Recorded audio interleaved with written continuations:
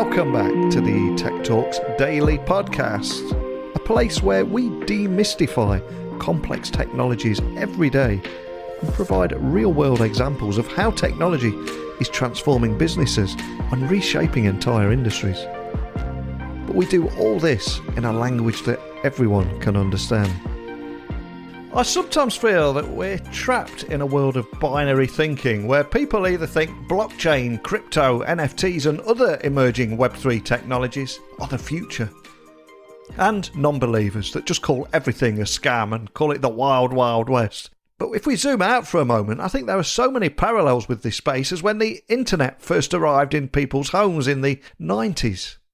So my way of approaching this is let's demystify this technology. Let's not just talk like crypto bros. Let's put it in a language that everyone can understand, and let's try and increase adoption together. So today I've invited Leonard Dorlachter, co-founder of Peak, and Sheridan Johns, and he is the enterprise lead at Ocean. And I'm hoping that they can both join me in a conversation today and provide an overview of what they're doing and also what they're seeing in this space. So I invite you all, wherever you're listening in the world, to join both myself, Leonard and Sheridan as we share insights on a number of topics today, including how giving machines self-sovereign machine IDs could change the future of work, how Web3 can ensure job automation that actually empowers a global workforce and finally move away from that technology is going to remove lots of jobs, because I think it's technology and the existing workforce working alongside each other, collaborating rather than competing. For me, that's where the magic happens.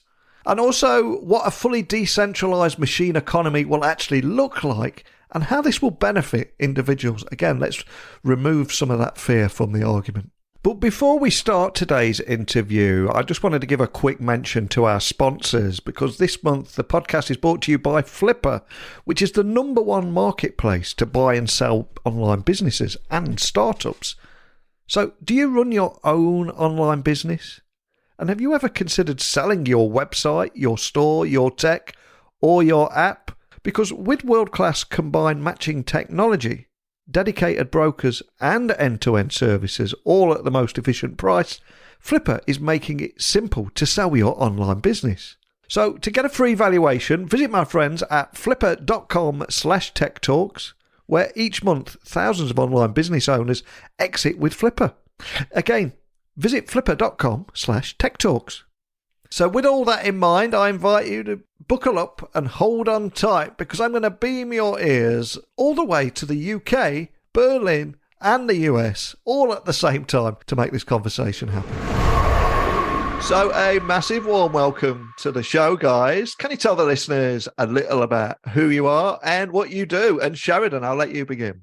Yeah, thanks a lot. And it's great to be here. So my name is Sheridan. I'm a founding team member of Ocean. I've been with the team since 2018. My current focus is covering ecosystems and collaboration. So I focus on supporting teams big and small to help them leverage Ocean, whether that's for internal solutions, new products, new businesses, all depends. So I'm very engaged with community as well as enterprise clients. And I'm also the team lead on enterprise and consortium projects. Fantastic. And of course, we've also got Leo joining us today. Leo, can you just tell everyone listening a little about you too? Yeah, sure. Thanks. First of all, thanks for having us. My name is Leonard. I'm one of the co-founders of Peak.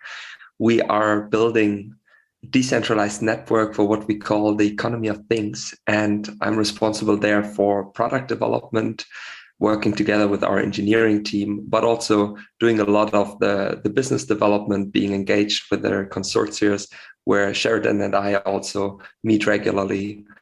And for anybody listening, Leonard, just thinking, hearing about Peak for the first time, and what is your elevator pitch there? What is it, and what problems are you solving? That's a great one, because it's rather bigger, complex topic which we're working on, and it's not straightforward to explain, because what is the economy of things really?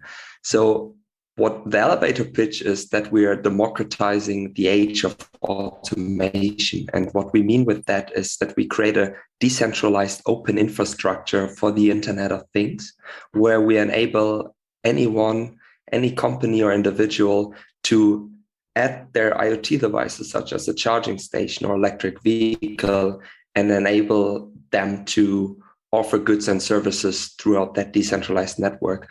Because we believe that if big tech and Web 2 were to power this age of automation, where, for example, taxi drivers are not needed anymore as all the taxi rides are automated by autonomous vehicles, then all the value and all the money generated there would end up in the pockets of a few big companies and individuals. And by opening that up and democratizing this infrastructure, we can create a much fairer economy of things, or machine economy, how it's also called. Love that. And I think for many people listening, they will know all about Ocean Protocol, but I'm a big believer in trying to get everybody on the same page and increasing adoption in the space. So for people listening, maybe a business leader or decision maker that's hearing about Ocean Protocol for the first time, how would you describe it to them, Sharon? Yeah, I mean, very complementary to what Peak is doing, really. Yeah. I mean, Ocean is basically is a connective tissue in that data economy. So we are an open source decentralized data exchange. So we leverage Web3 blockchain technology, and we enable peer-to-peer data sharing and monetization. So we really empower individuals to take back control over their data. And by enabling data sovereignty as well as security, we hope to create a more equitable data economy, similar to what Leo was talking about. In this day and age, the data landscape is fairly centralized, right? And it's neither desirable nor sustainable to have this reliability on third parties for the exchange of data. For various reasons. One, you have, the control aspect, the privacy aspect. On the other, you also have the hyperscalers where, big tech is kind of profiting from data that's being generated by the users, and the users don't necessarily participate in that profit participation, if you will. And last but not least, also hacks. If you have a central honeypot, and we've seen hacks time and time again. Every week there's a new, multi-million-dollar hack, whether it's Continental or Rockstar or T-Mobile, you name it. These are hacks that, in a more decentralized world and an exchange of data between peer-to-peer stakeholders, that wouldn't be as vulnerable nor as frequent, if at all, through using these decentralized tools that Ocean has built. Fantastic. And you said a great word there, the word sovereignty. And just to set the scene for today's conversation and people listening outside of this space, can you just tell me a little bit more about how giving machines self-sovereign machine IDs could actually change the future of work? Right now, machine identities are not really a thing yet.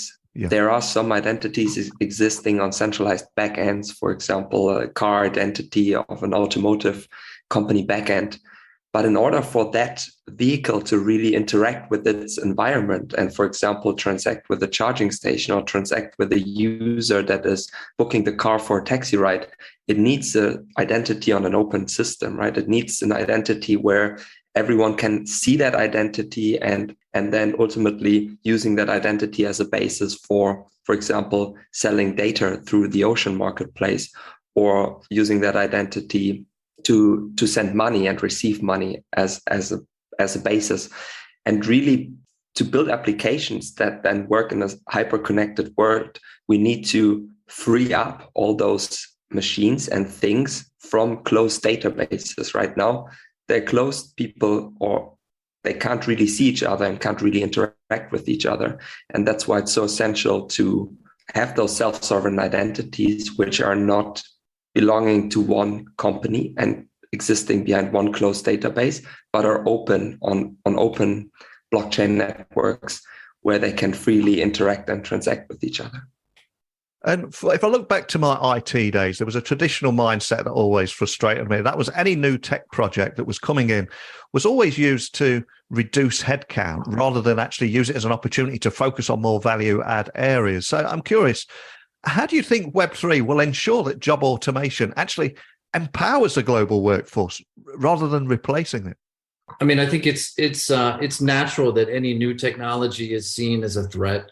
Yeah. I think if you look back in history, this is not just something that is a recent phenomenon. If you go back to the industrialization or even before with the automation of farming, really, all that capital that was really devoted to production in those phases. Similar to today, you have new technology coming along, and the capital that's focused on certain tasks in that value chain seem to be, essential. But when you look at it and you're able to maybe unlock that capital and redeploy it somewhere else, you can have a potential for unlocking additional value that you may not have now. So by enabling resources to be redeployed, you also trigger and grow new value in new ways that may not be evident right now. But I think that the automation inherently gets people a little worked up or a little nervous with respect to their own position in the current structure of things. But as that evolves, I think that we'll see that as in the past, that the new, let's say, allocation of capital by benefiting from this automation will actually benefit, hopefully, all of us in the process. So, and Leonard, I would imagine that's exactly what you would think too, right? Yeah, absolutely. The ability to enable everyone participating in that transition to automation is really what makes Web3 fundamental to it being fair and democratized. Because as of today, for example, car sharing, right? We have car sharing companies where there's a single platform that owns the entire fleet and has all the user accounts. So car sharing as of today is something that one big business can do, but not everyone. And on Web3, you could imagine to have car sharing that is really people powered. Everyone that has a car can offer it for car sharing. So Web3 is fundamental to enabling everyone to participate. And in Ocean's case, right, enabling everyone to own and sell and monetize their data on their terms, and not just this one big player that is basically orchestrating and operating the platform. And as we record this, we're getting towards the end of 2022, starting to reflect on the big tech trends and also what role those tech trends will play in 2023. So if I was to ask you to bring this topic to life a little bit, can you walk me through what a fully decentralized machine economy could look like and how this will benefit individuals too? In the case of the current collaboration where we're part of a consortium, Move ID, there it's really focused on mobility. And here we kind of foresee the ability for automobiles to interact with the entire network. So if an automobile is gathering its data, that could be then placed on a data marketplace, which others could access and consume, whether that be for analytics or maybe for apps that are then served up within that network to be bought and consumed by the actual car owner. But in that scenario, you have all of these, let's say, pieces within that network who are able to transact. First of all, either to able to gather data and then transact with that data, and also benefit from making that data available. So I don't think that this is something you'll see in 2023, but I think that you'll see in 2023 you'll see some validations and some very strong demonstrations of the technology that we're working on within that consortium right now that leverages both Ocean and Peak. Peak on the one hand, allowing data to be gathered and collected within the network, and then Ocean on the other, allowing that data to be made available on marketplaces in a decentralized manner. So that's what I would say. Keep an eye out for in 2023 is some demonstrators and some strong validations of that vision. 100% with you there. I think we are living in an age of instant gratification, but we need to be patient. And I think it is much more evolution rather than revolution. But absolutely. Yeah, but Leonard, is there anything you'd like to add to that? Yeah, for sure. I fully agree that first of it will take time, right? This is something we're in here for decades, many decades into the future. But as Sheridan said, mobility is a great place to start. And with the consortia we have there up and running, which is led by Bosch, we really have a super incredible ground to have the first mobility applications out there, which of course will be published as demonstrators and then will take longer to go into production. But I really see this economy, this machine economy emerging in the mobility space first, where we will have things like much better electric vehicle charging, much better availability of cars at some point. Decentralized Uber, of course, those cases will take much longer as well than the entire data collection monetization aspect, which Sheridan mentioned. And ultimately, how it will make society better is in the way that people will not only get automated by the jobs, but they also have the opportunity to create new income streams from their assets, from their machines that are participating in those networks. So we get people-powered networks, which are much more efficient than centralized ones. You can just think of charging infrastructure that is placed at everyone's home and made available to the public. So you have much more charging infrastructure. Or all the cars that exist could be made available for car sharing. You would have so many more cars available and thereby have much more efficient cities. And of course, much more income streams that individuals can build up using Web3 behind that. And I think the elephant in the room, of course, is the crypto winter, or the return of crypto winter we're in right now. And I think to a certain degree, everyone's got a certain amount of main character syndrome going on, and investors might be listening, thinking that the whole space is on fire. But I'm curious, as people that are working right in the heart of this place, are you just oblivious to that and just head down, focusing on creating value? And what are your thoughts about what you're seeing right now, and how is it impacting Web3 projects? I mean, it's certainly not oblivious, but certainly heads down and building, which we have been, at least here at Ocean, for some time. We've gone through a few winters, if you will.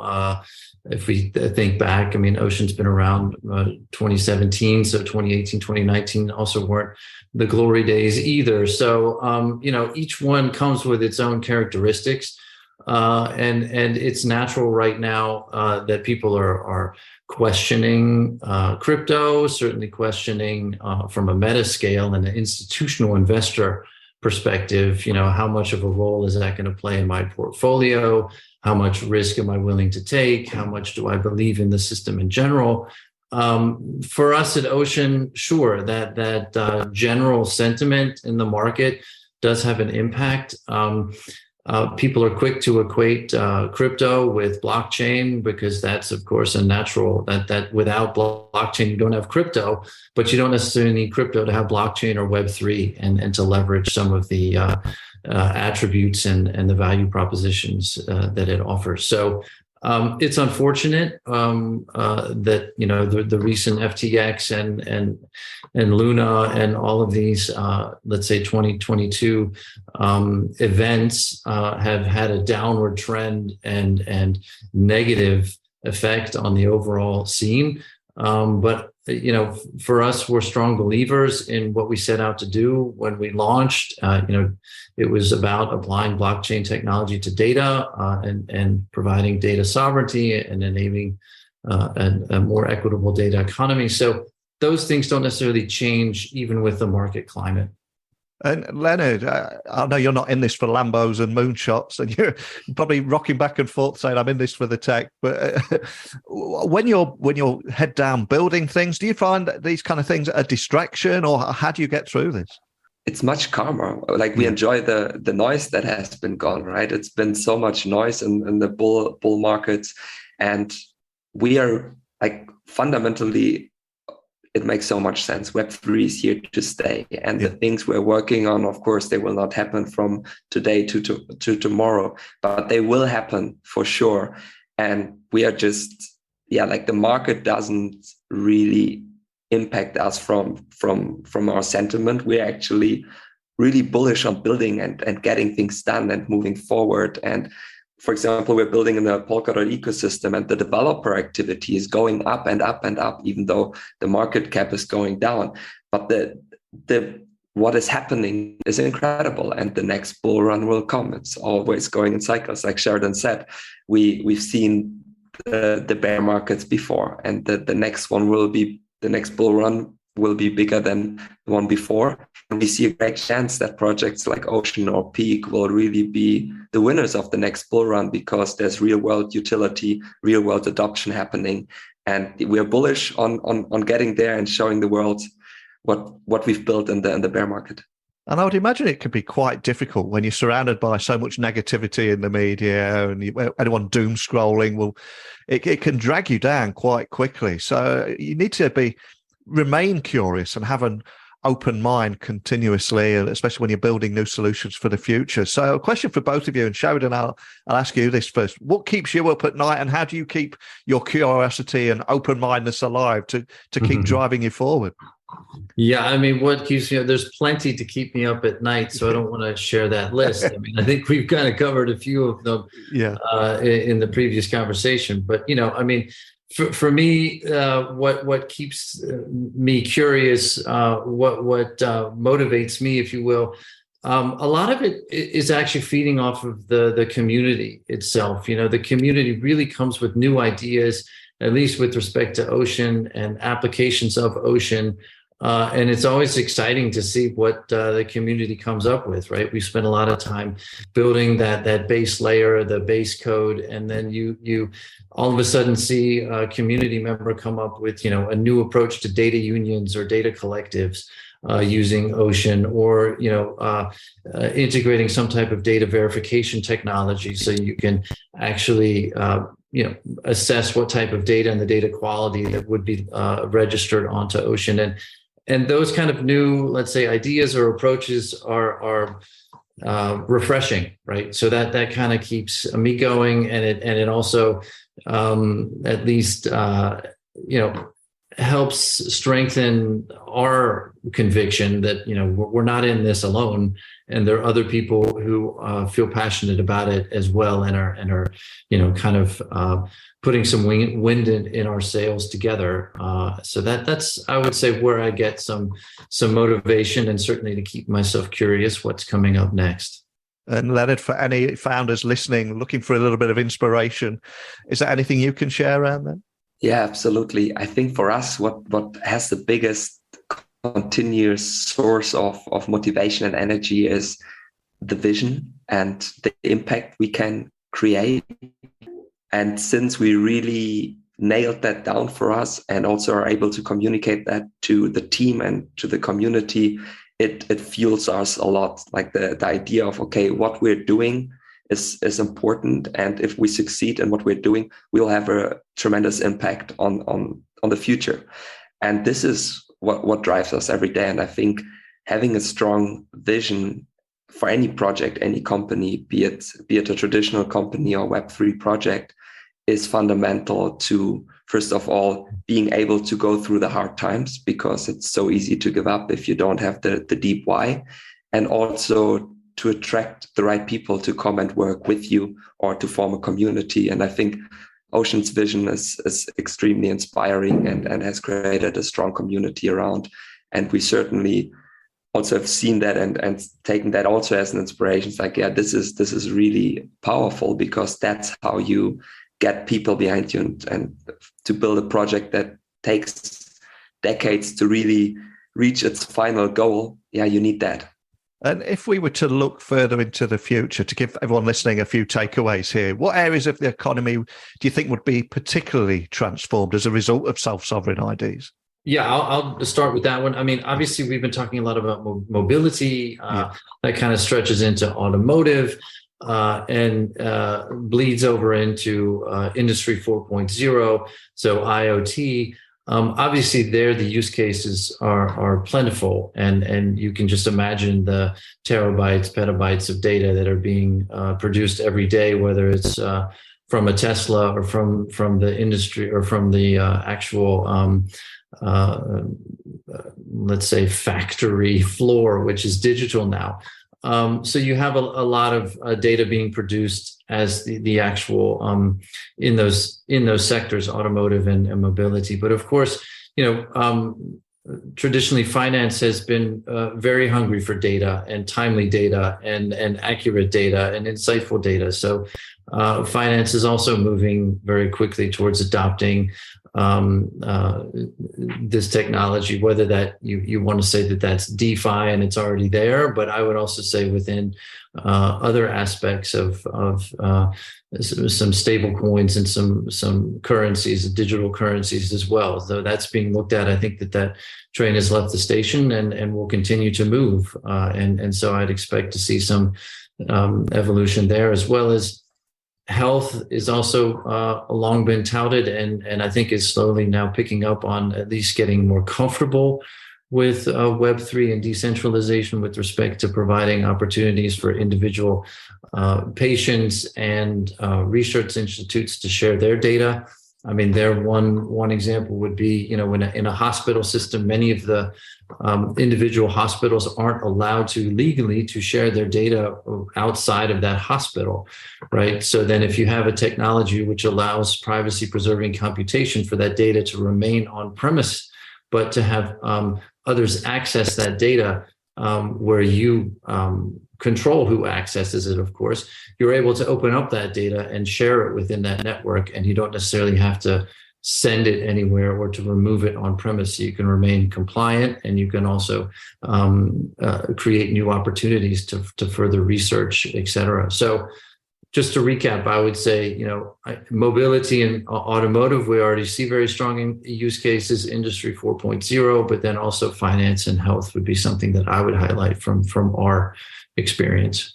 Fantastic. And Leonard, anything in particular that excites you about what we could be transforming as a result of this work with sovereign IDs? Yeah, I think Sheridan already summarized the most promising industries in the near future very well. I would maybe add that the ability to have self-sovereign IDs, right? We all know that Google, Facebook, and so on provide those identities on the internet, which do not belong to the user, and that can be changed with self-sovereign IDs. But furthermore, also governments start getting into digital IDs, but digital IDs that are not sovereign. And I think it's super, super important that actually the ID is owned by the individual and not by any government, because we tend to trust, for example, European governments, but we never know who's going to be in power in a couple of years. And I think the ID ultimately should be owned by the individual. Right now, we kind of own it we have our face and we have our passport and can show, that's me. But if the ID becomes digital and someone can turn it off and turn it on just with one click or really compromise you, then that could pose a threat to democracy further down the line. And I think for governments, it's really important to adopt self-sovereign identities as well, to give that sovereignty to their citizen. Well, I think you've both done a fantastic job of delivering an overview for business leaders that are listening and possibly new to this space. But I'm also sure we're going to have a few of your loyal community members looking for a little teaser about the road ahead. So Sheridan, to begin with, what can we expect from Ocean Protocol in 2023? Is there anything you can leave everyone with? Sure. No, always love to leave some nuggets. I mean, obviously, up until now, we've really been focused on building. And in 2022, we released Ocean V4, which delivered enhanced features to our Ocean market, including data NFTs. 2023 will be more about product optimization, really, based on user feedback that we're getting from the actual product that's live. We'll also be expanding out new use cases that are very much driven by data science and AI. And last but not least, we started in 2022 data challenges, which allow data providers to really unlock and explore value within their data. And we're going to be continuing to roll out new data challenges, which will address global business issues across a variety of contexts, whether that be in mobility, as we discussed, energy, sustainability, finance. Expect to see product optimization, some new use cases, which are data-driven, as well as some data challenges from our end. Exciting times. And Leonard, I'm sure we're going to have a few people of your community listening. So what can we expect from Peak in 2023? Any teasers you can leave us with? Yes, for sure. Next year is probably going to be the most exciting one in Peak's history because we're going to launch our Canary network on Kusama. We're going to launch our production network on Polkadot and also the tokens that go along with that. So the Peak token is going to come out next year. And we're going to have a large scale community initiative on the Canary network to really incentivize builders to build proof of concepts, test out the network, connect devices. And yeah, we are very excited for that. So a lot will happen next year. Awesome. And to end the podcast, I always like to ask my guests to leave everyone listening with something. So I'm going to ask you to leave us with either a song that we can add to our Spotify playlist or a book that we can add to our Amazon wish list. And Sheridan, I'm going to let you go first here. No pressure. Yeah, no, gladly. I mean, these are troubled times, right? So people are looking for motivation and inspiration. So I thought it would be good to leave everyone with a book. This is a book by Paul Arden. He was kind of a creative industry icon in the 70s, very influential figure at Saatchi in the UK. And his book entitled "It's Not How Good You Are, It's How Good You Want to Be" is full of bite-sized anecdotes and kind of thought-provoking quotes. Easy read. But something that's nice to pick up and leaf through and maybe pick up those spirits for those who might need that, as well as just to kind of have some nice inspiration in these times moving forward at the end of the year. Great choice. And Leonard, pressure's on you now. What are you going to leave everyone listening with? Yeah, I just finished listening to The Surrender Experiment from Michael Singer, and it's a book about him kind of discovering meditation and yoga and going to the woods and just wanting to live off the grid. But then he just starts to surrender to whatever happens to him. And he ends up building a multi-billion-dollar corporation from the woods and sells it. And what he has done is really surrendering to the flow of life. And for myself, that was very inspirational because I always had those, I have goals and then I work towards them. And I think companies do that as well. And he just showed it can also work the other way. It's more Eastern philosophy, but you just surrender to what happens to you, and it's on you to take it and go with it. And can be also very calming and inspiring in these times where there's so much uncertainty and so many things maybe not going according to plan. Surrendering to the flow of life. I absolutely love that. Perfect moment to end on. But before I let you both go, obviously there are 1,000,001 ways that people can join your communities, stay up to speed with information, contact your team, etc. So Sheridan, to begin with, for anyone wanting to find out more information about Ocean Protocol, the kind of things we've talked about today, what's the best starting point for everything? Certainly, those of you who are still on Twitter could go to our Twitter channel. And obviously have our site oceanprotocol.com, and there's some links there to documentation and GitHubs, and those who want to really get their hands dirty, as well as to the Ocean Market, where you can see the reference marketplace live and register data right away and start to use Ocean today. And Leonard, we've spoke a lot about everything you're doing at Peak. It's going to be a big year for you next year. What's the best starting point to keep up to speed with everything that you're doing too? For sure, yeah. Twitter, like Sheridan's, those who are still there, it's probably the place where the most updates come. Then Peak.network is our website. There's also our documentation, a link to the Discord channel where we can engage directly, chatting. Those are probably the best places, yeah. It's good to highlight Discord as well.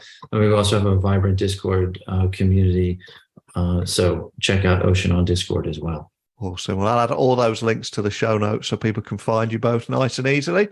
Love chatting with you today. We covered so much in a short amount of time there, from how giving machines self-sovereign machine IDs could change the future of work, how Web3 can ensure that job automation empowers a global workforce, and also what that fully decentralized machine economy will look like and how it can benefit individuals. But just a big thank you to both of you for spending a little time with me today and bringing the topic to life in a language that everyone can understand. So thank you.